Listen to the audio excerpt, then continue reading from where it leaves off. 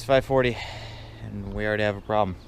Wiring's too short to connect trailer lights to the actual car. So we're gonna splice it. Starting the trip off good. Redneck. So now 6:15. Beautiful. What? 30-minute splicing job by Mr. Larson. So huge shout out to him for that. We got the canoes ratcheted down to the old John boat trailer, and we are going to hit the road. Journey begins now.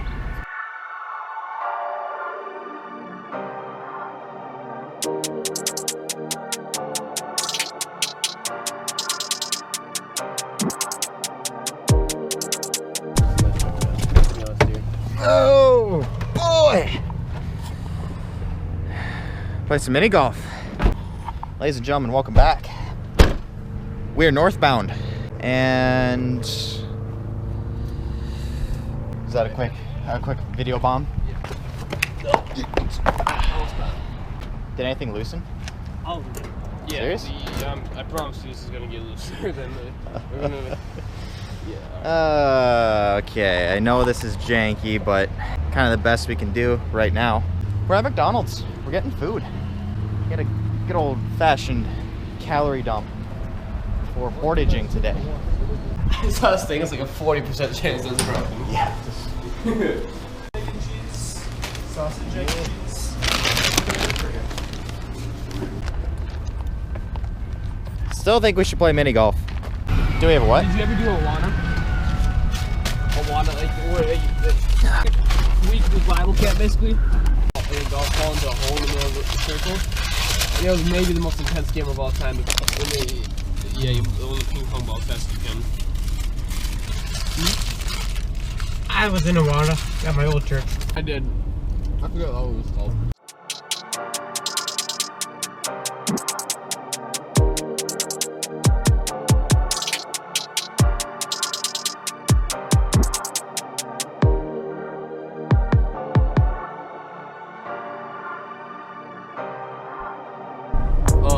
You have to back up in there? No. I think I'm just gonna stay on the side. Oh, okay. There's literally not gonna be anyone else driving this road for another hour. Ladies and gentlemen, finally doing this intro. Welcome back to yet another video. As I said before, we are northbound, just outside of Ely, Minnesota. We are heading into the Boundary Waters for 3 days of epic fishing and just overall adventure. We're probably another hour to the ranger station. Grant, what do you think? Oh! Do we have like a shirt or something? Or she was under some tension. Okay.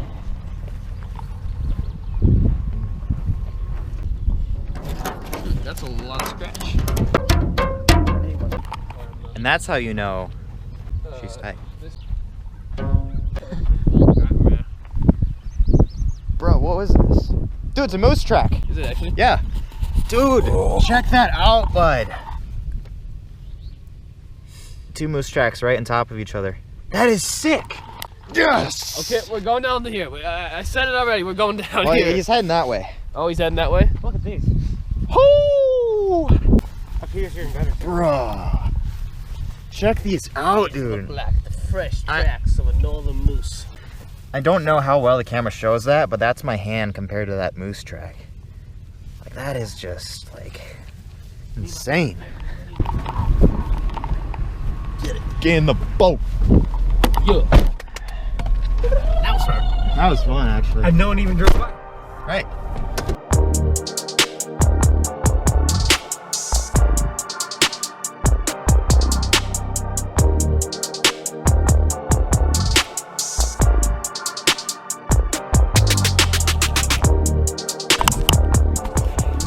Bruh. Oh. I just broke this tripod too. Did This you mount actually? too, yeah. Shoot. You broke it? Yeah, like right there. Oh, okay. Okay, so it's just this. It's just cracked and it's just this little plastic Oh, piece. should I? Do you guys want to get like a really cold picture of me like rising up out of that mud puddle down there? I kind of do. I mean, Timer, 10 seconds. I literally found like moose tracks 2 miles back this way. I need So it is in fact a moose area. Oh, bug in the ear. Oh, oh.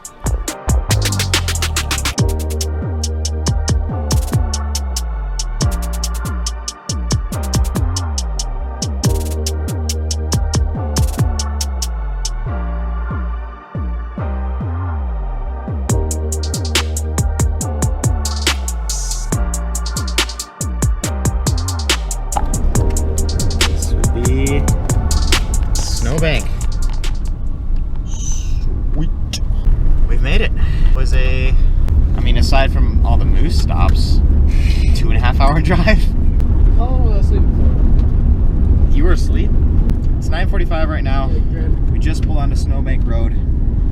And we're gonna pull up and launch soon. So I'll talk to you guys once we get there.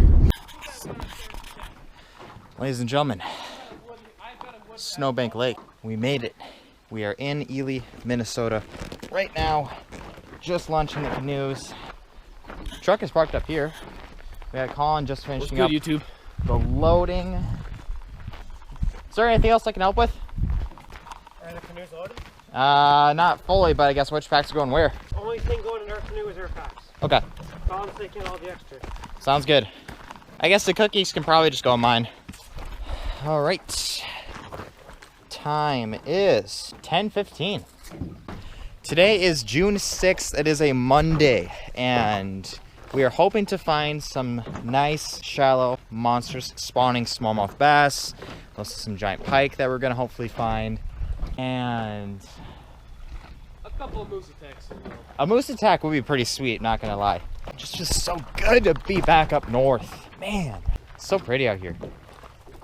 Like, that just looks cool.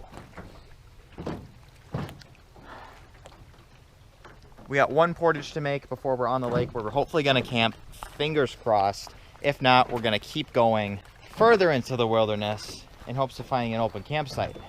You sound like Russell from Up. Give me a little Mimbus. So YouTube, if the camera's the only thing that makes it, I want you to know that Jesus is the way. Jesus is the way. Amen, son. So along that line, we have 3 days to absolutely enjoy creation and live life to the fullest. Kind of crazy bringing camera gear. This is the first time bringing camera gear onto like an actual legit Boundary Waters camping trip. So fingers crossed that this works, that the camera doesn't get soaked, that I have enough battery. Basically, everything works. Yeah. We're hoping everything goes right. It probably won't. But I'm kind of excited to bring you guys along for the ride. So you all stay tuned. We're on the water. It's a bit windy. I don't know how well you guys can hear me, but made it. Into the portage. Then we're heading to the home lake. See you guys in a second. Great news. We found the portage. It was not looking good there for a second, but we have made it. I gotta help Grant land. Okay, pack's coming on. So you'll want to go to the yoke. Yep. Oh, I gotta have bad foot. I have bad footing right here. Are you walking up? Yeah. I was gonna put it on you right now. Oh, sure. I just kind of have ish footing. Whatever. Okay. It's like.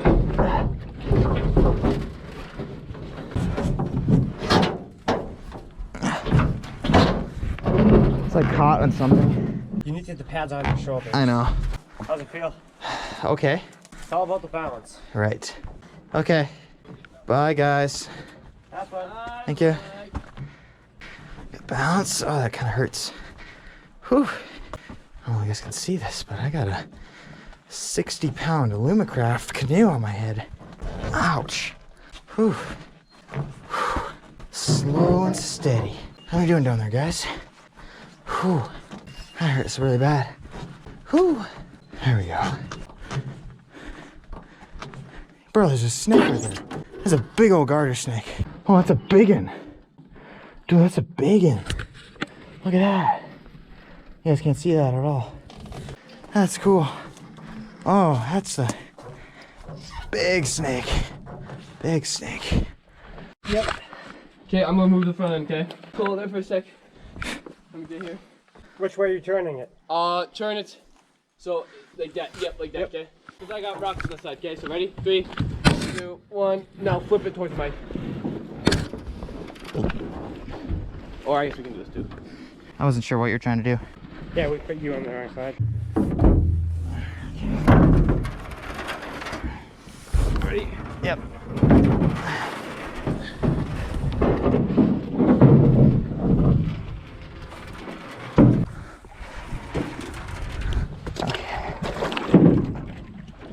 Thanks for the help, gentlemen. I forgot how bad that was.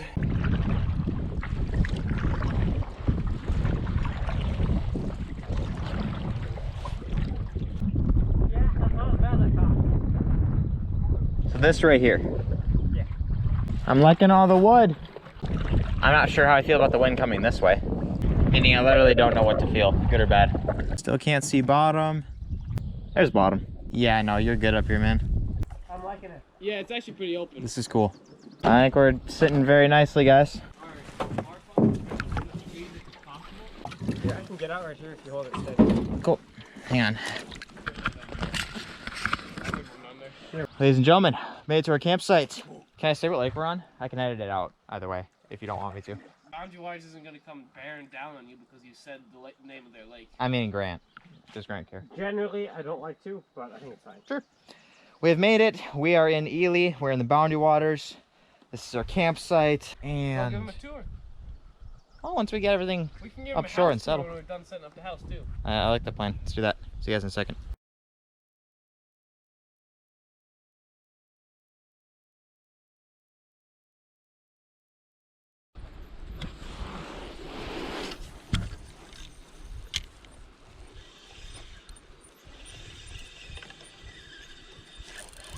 I'm on.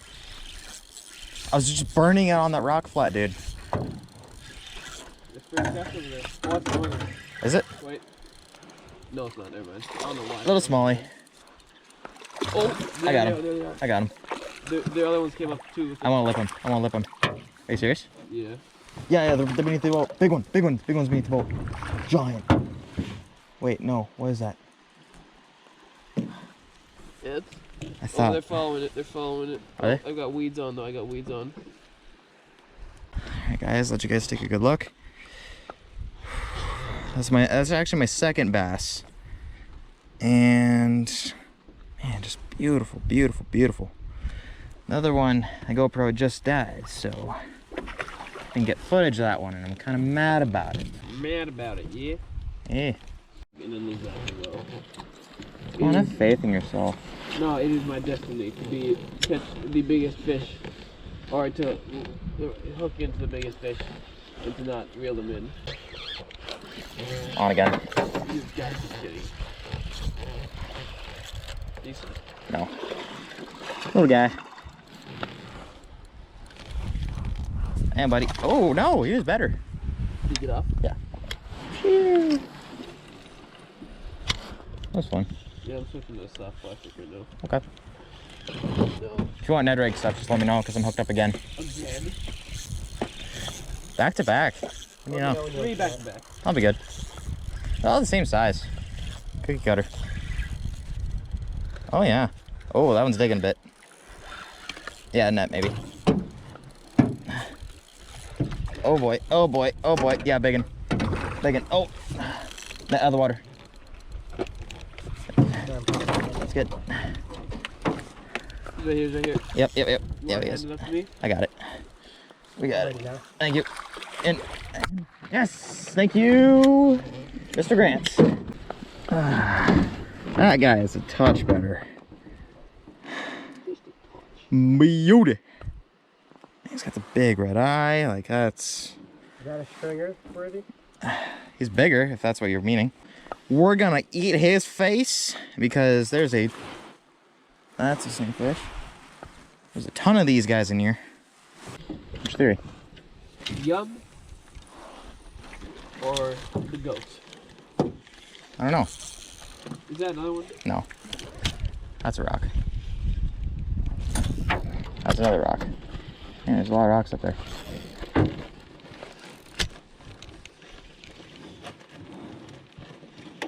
Gary Yamamoto. Yum or the goat? That's a fish. Yum or the goat. Little guy. Little spinner. Oh, he's so cute. Look at him. It's like a big blue. Oh, he's so cute. Check that out. On the Deadly Nedley. That's number 3. That's number 4, isn't it? I lost one at the boat.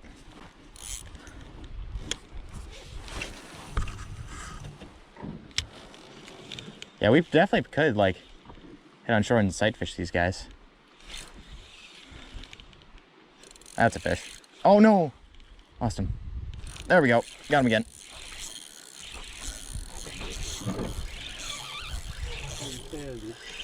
This is insane, dude. Oh, that's a bit better one. No, I got it. He's not a giant. He's good, but he's not a giant. Oh, there's another one right there, sir. I'm gonna keep mine in. We're just trying to just skim, just steal off Michael's. I saw the boat. Okay. Oh, that's a 2-pounder. That's, I think, the biggest one of the day. Beautiful. Look at that little smallmouth. You on?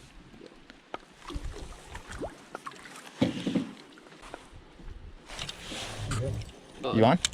Let's go. Let's go. Big? Biggin? No, tiny. Absolutely tiny. That's okay. Dude, he just swallowed whatever that was. Texas here. Yeah, I think we're all messed up. Oh. Again. Come on, bud, let go. I'm on. Sorry. We're good.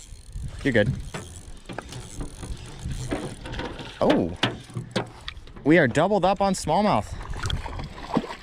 Oh, Grant, get you one quick before we release.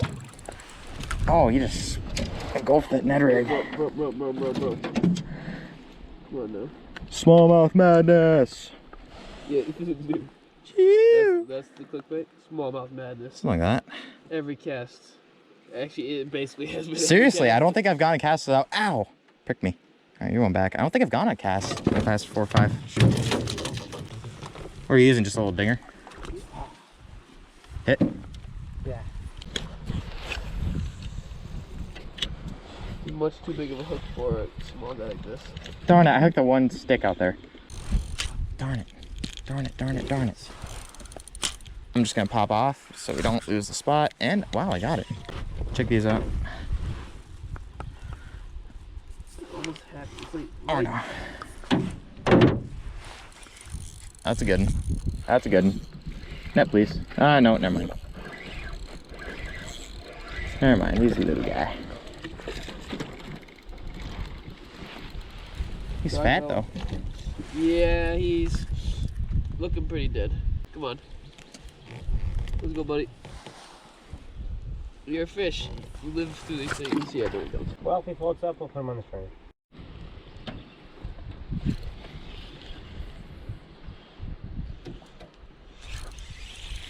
Oh, that was a little one. It came jumping out of the water to... Oh, there we go. That's a better one. That's a way better one. That's a stick.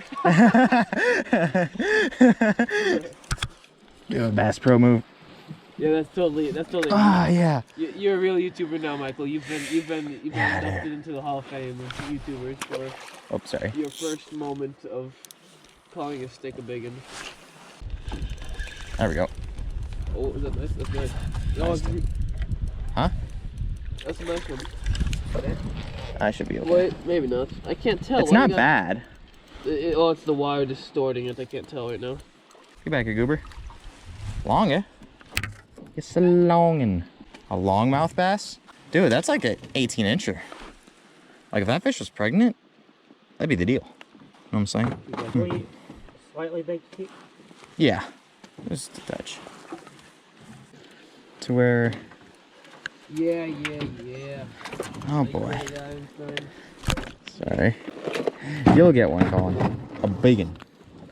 A big one. Hopefully better than that. Oh, that was a hit. There we go. That's a better one. Maybe it's not. It's not. This is a hot spot. Oh no, we spit the hook. Good thing he was like half a pound. This is a tournament. There we go. Let's getting worried. It's near the end of the cast. Oh, there we go. I love smallmouth. Oh, shoot. What's going on here, dude? It's like a fishing video game right now. And that is day 1 of the Boundary Waters descent. Ladies and gentlemen, thank you so much for sticking with this first video. Part 2 is going to come out sometime soon. Hopefully, that's going to cover the last 2 days of this great excursion. Super excited, a lot of great content that's going to come out with that video as well. Make sure you hit subscribe, hit your little alert bell, and you guys will be notified when that video drops. It's going to be absolutely epic. And when I set out to film this great big excursion, I hadn't initially intended to divide the footage into 2 episodes like this. I had kind of planned on compiling all the footage into one great big film, but after I got back home and started looking at this footage, piecing the video together, I realized that it would be a lot better to have one episode tell the story of the first day of this trip, and then save the last 2 days for a different video. It was an awesome trip, what can I say? Lots of good times, lots of great fishing. You guys are going to see a lot more of that in the next video to come. I really do hate to end the video on the lost fish note, but right after I lost that smallmouth, the bite just went absolutely dead. I turned the camera off. There's really no more footage from that day. Can't thank Collin and Grant enough for this awesome opportunity and this amazing trip. So, if you guys are watching, thanks guys. But why I'm sitting here right now talking with you guys is I wanted to give you, well, first an outro. Not exactly the best at getting you guys those. But the main thing I want to give you guys is a good old-fashioned rundown of the fishing side of things. That's something that I got really caught up in the action of the first day, and I didn't really pick up the vlogging camera to explain to you guys what was going on. So I want to do that right here, right now, give you guys some context on conditions and location and rods, reels, line, baits, all that good stuff, so you guys get a good feel of the program and why we were catching so many smallmouth. So as I said earlier in the video, the goal of this trip was big smallmouth bass. I've done previous Boundary Waters trips where, you know, big pike were the goal or lake trout, but this was kind of my very first Boundary Waters trip where smallmouth was the target. And that's what led us to choose the specific area that we went to, and that's what led us to choose the specific lake within that area that we went to. Some of you guys are very well familiar with the fact that Ely, Minnesota is well known for having lots of big smallmouth, and the lake that we had decided to go to within Ely, you know, it has a few walleye, it has a couple giant pike, but the dominant species in this lake is smallmouth bass. And I also said something earlier in the video about the target being spawning smallmouth. That's typically what these bass are up to at the time of year that we were up there, that being the first week of June. But with a really late spring that we had, I am not sure what these bass were doing up that shallow. None of these fish were super, you know, pregnant, bloody tails, you know. None of the signs that these fish were actually up there, you know, spawning. But I have no idea what these bass were doing. They were all up shallow, most of them. The deepest we found them was maybe 8-9 feet. So some of you guys may be a bit more familiar with that, so make sure to drop a comment down below. I'd love to hear what you guys have to say on that. But whatever these bass were doing up shallow, we were definitely digging it. They were super aggressive. Snags aside, very, very easy to catch. We didn't keep a ton for the frying pan. We did keep a couple. I'm okay if some of you guys are going to hate on that. We did our best not to take the biggest fish that we caught. Yeah, we only took enough to tide us over. We didn't even take full limits or anything like that. Just enough to get a good meal out of them. And fishing was awesome. As far as location goes, you guys can probably see in the video that every single one of the bass that we caught on day 1 came out of one specific area. And credit definitely goes to Collin and Grant for getting us on this amazing bite on day 1. They had been to this lake before in previous years, and they were like, hey Mike, we're gonna take you to this spot.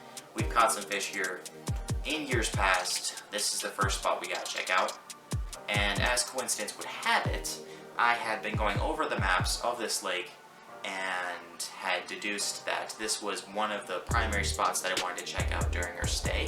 And the reason being that, so the location where we were catching all this fish was an inlet where this little creek flowed out into this lake, spread out over a rock flat, and then that rock flat went out for 10 yards or so, and then just dropped to probably, I don't even want to guess, 12, 15 feet. So you have current, you have feeding flats, and then you have deep water access, which is just bread and butter stuff for early season fishing for all species in general. So as you guys can see, this place was absolutely stacked with aggressive smallmouth bass. And that specific location that we were fishing is going to play a huge part in the next episode. We were not done catching fish from this spot, so you guys stay tuned for more action from that. So now we're gonna get into the tackle side of things. I'm gonna talk about rods, reels, I'm gonna talk about the baits that we were using. And one thing that you guys are gonna learn a lot about me with the videos I'm gonna continue to upload is the fact that I am a rod and reel fanatic. And that presented a little bit of a challenge for me for the boundary waters, because when you go to the boundary waters, you are very, very limited to the gear that you can bring. So going from typically having 5, 6, 7 setups in my boat at all times, I now only had room for 2 setups. The one setup was an 8-foot 6-inch medium heavy with a Daiwa BG 2500 30-pound Power Pro. That was my big pike rod. I'm going to tell you guys right now, we didn't catch a pike this trip, and I'm not too mad about that. So you guys will not see much footage at all of me using that particular setup. The other rod was the one I was using on day 1, and I continued to use it throughout the trip, and that was this guy right here. This was my smallmouth rod. This is a 6'6" medium light Berkeley cherrywood with a Daiwa Regal in a 2500 size. This is 10-pound Power Pro Super 8 Slick V2 braid, and probably a 4-foot section of Seaguar and Vizex 8-pound fluorocarbon leader. This setup is my bread and butter smallmouth and walleye rod. Maybe not specifically, the Berkeley cherrywood and the Daiwa Regal, but a 6'6" to 7-foot medium light and a 2500 size reel, 10-pound braid, fluorocarbon leader. That is my go-to for basically 90% of the species that Minnesota has to offer. Smallmouth, walleye, finesse largemouth, big panfish, stock trout, all that good stuff you can catch on this setup. I did choose a little bit of a cheaper rod with the Berkeley cherrywood. I think this is $25 piece of graphite. Maybe it's like a composite fiberglass. I'm not really quite sure what the material is. It's a cheapo, I'm gonna be honest with you guys. This rod probably cost about as much as a mediocre steak dinner. But, as you guys kind of got to see with the portage and loading up the canoes, all that good stuff, the Boundary Waters is not at all kind to your rods. So this is not really a situation where you want to take a $200, $300 rod on the portage, in the canoe, in the truck, whatever. Eventually, if you go to the Boundary Waters long enough, you will break a rod. So I was not at all thrilled about taking, a St. Croix Victory or something like that to the Boundary Waters. I just wanted something cheap that I could maybe snap the tip off and be like, you know what, whatever, we'll go sacrifice 20 bucks on a new one. This rod is a 2-piece. I'm not going to take it apart right now, but it is a 2-piece, which again goes right along with the fact that we're portaging, we're in the canoes. You need to be able to take this down so you don't snag this tip on a tree or snap it over the gunnel or anything like that. You have to take it down. I was thinking about bringing a 1-piece on this trip, and very, very glad that I did not. Again, this reel is a Daiwa Regal. For the money, 60, 65 bucks. I think it's an awesome, awesome reel. Again, I didn't want to bring my most expensive setups into the Boundary Waters, but I was definitely willing to bring like a middle of the road reel for sure. I wasn't too worried about snapping the handle off or cracking the bail or anything. Not much is going to happen to your reel as opposed to what could happen with your rod. Super light, super nice, crisp, smooth, strong drag. I've used this reel for walleye, smallmouth, ice fishing, lake trout. It's worked awesome for me. And as far as baits go, I brought a